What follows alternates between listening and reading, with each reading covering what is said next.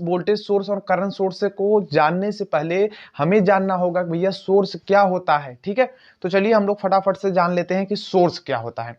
Source यानी स्रोत।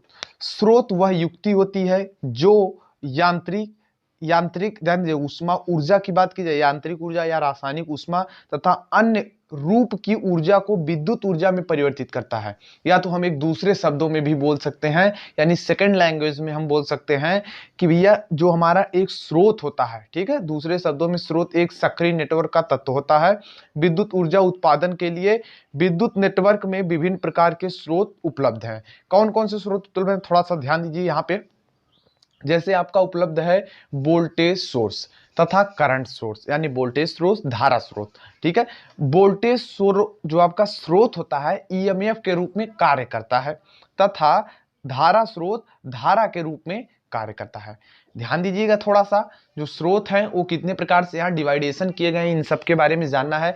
जो आपका स्रोत है वो दो प्रकार से हो जाएंगे यहाँ पर इलेक्ट्रिक फॉर्म में, एक तो वोल्टेज सोर्स आप सोर्स, दूसरा करंट सोर्स। हम देखिए यहाँ पे हिंदी में लिखे लेकिन इंग्लिश में बता रहे हैं, थोड़ा सा इसका ध्यान रखिए।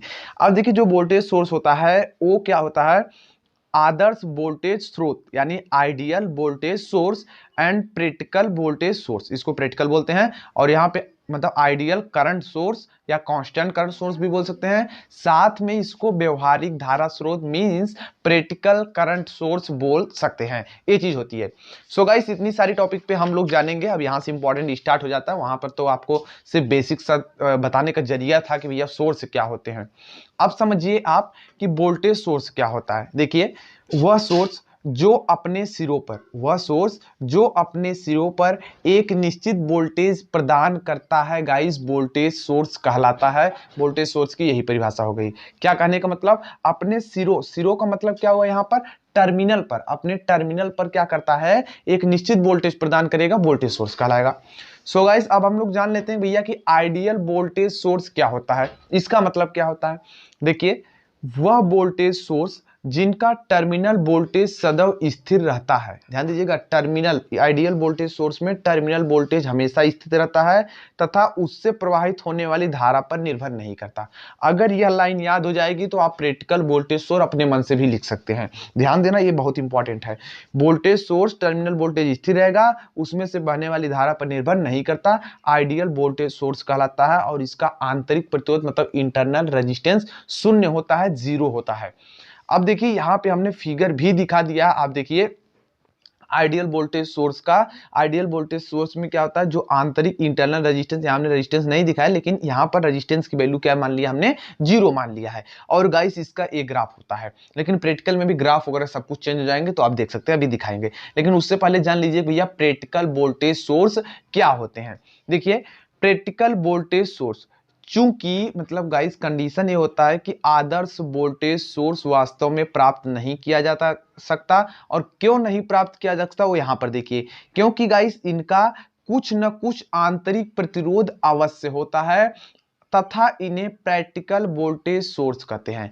एवं इनका टर्मिनल वोल्टेज जो होता है लोड करंट पर आधारित होता है। मतलब भैया इंटरनल रेजिस्टेंस कुछ ना कुछ होगा ही। अब मतलब प्रैक्टिकल नहीं प्राप्त किया जा सकता हमेशा।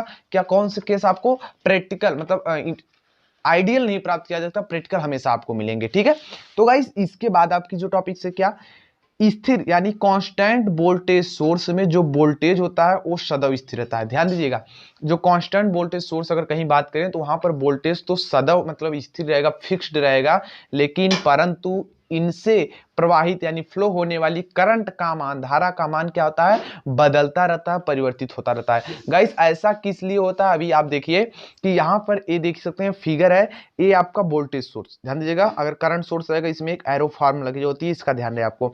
फिर यहाँ पे प्लस माइनस दिखा देंगे, एक रेजिस्टेंस आर दिखाया गया है और यह रेजिस्टेंस इंटरनल रेजिस्टेंस आंतरिक प्रतिरोध को दर्शाता है। तो गाइस ग्राफ इसके अकॉर्डिंग क्या बन जाएगा, ध्यान देना इसका ग्राफ का, आई और भी के रिस्पेक्ट में हम ग्राफ खींच रहे हैं। तो आपका इस तरीके से था प्रैक्टिकल केस में, लेकिन गाइस जब आपका प्रैक्टिकल मतलब आइडियल केस में इस तरीके से था, लेकिन प्रैक्टिकल केस जब आएगा तो इस तरीके से हो जाएगा, इसका आपको ख्याल रहे। तो इस तरीके से कुछ होता है आपका वोल्टेज सोर्स। अब हम लोग जान लेते हैं गाइस कि करंट सोर्स क्या होते हैं, ठीक है, जो कि इंपॉर्टेंट है। ध्यान देना, ये जो हमने परिभाषा बताई उसी के अकॉर्डिंग हमने इसके बीच में बिछा है, जबकि अभी आप जब दूसरा बुक वाला ना देखेंगे ना तो वहां पर थोड़ा सा यहाँ चेंजिंग के लिए, उससे घबराना नहीं है, ठीक है। तो यहाँ पे देखिए करंट सोर्स क्या है, वह स्रोत जो किसी सर्किट में एक निश्चित धारा प्रदान करता है, करंट सोर्स कहलाता है। वह स्रोत जो किसी सर्किट में एक निश्चित धारा प्रदान करता है, करंट स्रोत कहलाता है। अब गाइस देखिए करंट सोर्स तो कहलाता है, ठीक है। अब देखिए तो करंट सोर्स हो गया, लेकिन अब हम लोग जान लेते हैं कि भैया ideal and constant current source क्या होते हैं। यहां हमने करंट नहीं लिखा, सिर्फ लिख दिया हमने आइडियल या कांस्टेंट सोर्स क्या होते हैं। सो गाइस यहाँ पे आप देखेंगे क्या परिभाषा बनती है इसकी डेफिनेशन। वह धारा स्रोत यानी वह करंट सोर्स जो किसी लोड को सदैव एक निश्चित धारा प्रदान करता है तथा धारा का मान जो होता है गाइस हमेशा स्थिर रहता है, वह चीज गाइस आपकी कहलाती है आदर्श या स्थिर धारा स्रोत। तथा इनसे निकलने वाली धारा का जो मान होता है लोड पर गाइस निर्भर नहीं करता, इसका आपको भी ध्यान रहे, क्योंकि जो इससे करंट निकलेगी वो आइडियल कांस्टेंट वाले सोर्स मतलब केस में ये चीज नहीं होता, लोड पर नहीं निर्भर करता। और इसका अगर आंतरिक प्रतिरोध की बात करें यानी इंटरनल रेजिस्टेंस की, वह गाइस आपका अनंत होता है, इन्फिनिटिव होता है। लेकिन अब गाइस बात कर लेंगे हम लोग प्रैक्टिकल केस में क्या हो जाता है, क्योंकि सब कुछ यहाँ पे चेंज हो जाते हैं। वो क्या होता है गाइस प्रैक्टिकल करंट सोर्स, देखिए वह धारा स्रोत जो आपने अभी आइडियल या कांस्टेंट के बारे में पढ़ा, बस जस्ट उसका उल्टा हो जाएगा। वहां क्या निर्भर नहीं करता था, अब यहां निर्भर करने लगेगा। तो देखिए वह धारा स्रोत यानी वह करंट सोर्स जो किसी लोड को धारा प्रदान करता है, मींस करंट प्रदान करता है, उसको करंट देता है, परंतु इसका मान सदैव स्थिर नहीं रहता, ठीक है, सदैव स्थिर नहीं रहता, एवं लोड पर निर्भर करता है। आपको पता है भैया लोड पर वेरी कर रहा है तो उसी के अकॉर्डिंग धारा आपकी होगी। तो प्रैक्टिकल करंट सोर्स इसी को हम बोलते हैं। फिगर देखिए, साथ में इसका वेव डायग्राम देखिए, जिसकी मदद से आपको तुरंत समझ में आ जाएगा। ये देखिए आइडियल केस का ए है तो इसके लिए ए ग्राफ, प्रैक्टिकल के लिए ए है तो ए ग्राफ हो जाएगा। तो देखिए गाइस आइडियल केस में क्या होगा, यहाँ पे इस तरीके से करंट सोर्स होंगे, एरो लगी होती है करंट सोर्स में, इसका ख्याल है प्लस माइनस लगा रहेगा, R I is equal to infinity लगा है, मतलब अनंत रेजिस्टेंस है। गाइस यहाँ पर आप क्या करेंगे कि जो प्रैक्टिकल केस में होता है तो यहाँ पे चीज आती है और यहाँ पे आपको मिलता है या इसके पैरेलल में एक ठो रेजिस्टेंस लगा होता है, ठीक है, प्रैक्टिकल में।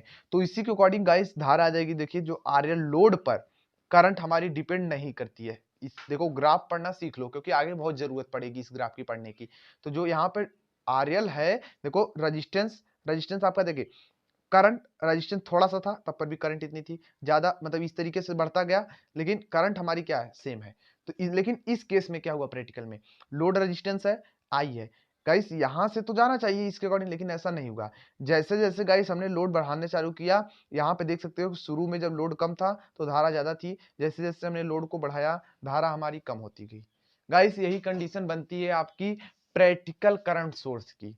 तो इस तरीके से आप जान गए भैया प्रैक्टिकल करंट सोर्स क्या होता है, और ऑलमोस्ट सभी टॉपिक को हमने बता दिया। नेक्स्ट एक और वीडियो लेक्चर है जिसमें कि कुछ और टॉपिक्स है, उसमें हम कन्वर्जन बताएंगे, जिसमें कि वोल्टेज सोर्स को करंट सोर्स में कैसे बदलें और करंट सोर्स को वोल्टेज सोर्स में कैसे बदलें। सो गाइस नेक्स्ट वीडियो देखना ना भूलें क्योंकि वह बहुत इंपॉर्टेंट है। आज की वीडियो देखने के लिए बहुत बहुत धन्यवाद। कोई टॉपिक मतलब कोई आपको सुझाव या कोई डाउट्स है तो कमेंट सेक्शन में कमेंट कीजिए, हम रिप्लाई जरूर करेंगे। Thanks for watching, good bye.